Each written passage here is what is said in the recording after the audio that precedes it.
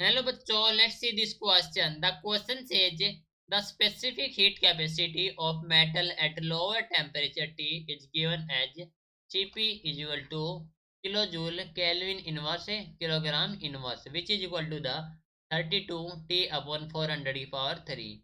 A 100-gram vessel of this metal is to be cooled from 20 K to 4 K by a specific refrigerator operating at room temperature 27 degrees Celsius. The amount of work required to cool in vessel is equal to 0.002 kilojoule, greater than 0.148 kilojoule, between 0.148 kilojoule and 0.028 kilojoule, less than 0.028 kilojoule.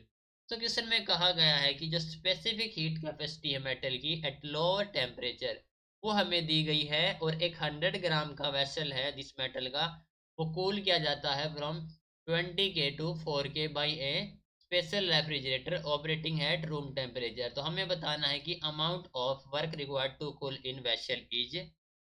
तो इस question के लिए हमारा की concept use हो रहा है, that is the amount of work, amount of work. ठीक है, तो क्वेश्चन में हमें दिया गया है सीपी, जो कि हमारे पास है 32 टी अपॉन 400 पावर 3। ठीक है, सो ये हमारे पास टेम्परेचर हमारे पास कांस्टेंट है, जो कि कहा गया है कि रूम टेम्परेचर 27 डिग्री सेल्सियस। ये हो गया हमारे पास कांस्टेंट टेम्परेचर के कारण थर्मल प्रोसेस। ओके, तो आइसोथर्मल हमारे पास प्रोसेस है, so it is an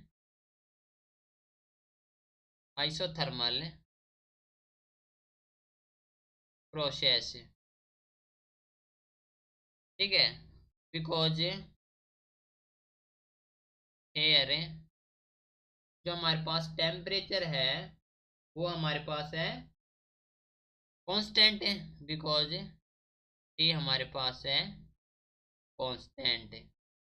okay, तो हम जानते हैं कि जो Q होता है which is equal to the U plus W। Okay, यहाँ पर U हमारे पास 0 है, दैट मीन्स Q होगा हमारे पास है equal to the W।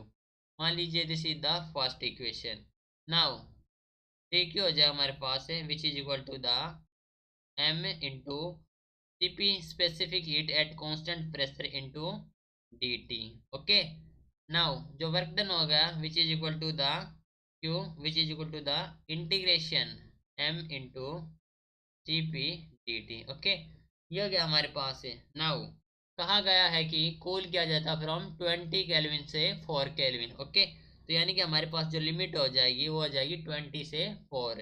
Okay, that means ये होगा हमारे पास है 20 से 4 इंटू 0.1 इंटू 32 इंटू हो जाएगा T अपॉन 400 की power 3 into D T. Okay, that means ये हो जाए हमारे पास इंटीग्रेशन ऑफ 20 से 4 into 3.2 upon 64 into 10 to power 6 T cube into D T. Right, now calculate करेंगे तो हो जाए हमारे पास है 5 इंटू 10⁻⁸ इंटू हो जाएगा इंटीग्रेशन 20 से 4 इंटू टी की क्यूब डी टी। ओके, यहाँ पर टी और डी टी वेरिएबल है तो इसका इंटीग्रेशन होगा, तो which is equal to the 5 into 10⁻⁸। ये हो जाए हमारे पास है इंटीग्रेशन ऑफ 20 से 4 एंड इंटीग्रेशन करेंगे तो ये होगा टी की power 4 upon 4 into D T. That means इसको कैलकुलेट करेंगे तो हमें वैल्यू मिलेगी 0.002 किलो जूल। ओके, तो ये आ जाएगी हमारे पास है अप्रोक्सीमेशन वैल्यू। सेलेक्ट करेंगे तो हमारे पास जो वर्क डन की वैल्यू आई है 0.002, that is the option number A is the correct answer. Okay, so this is your final answer. Hope you understood it well. Best of luck.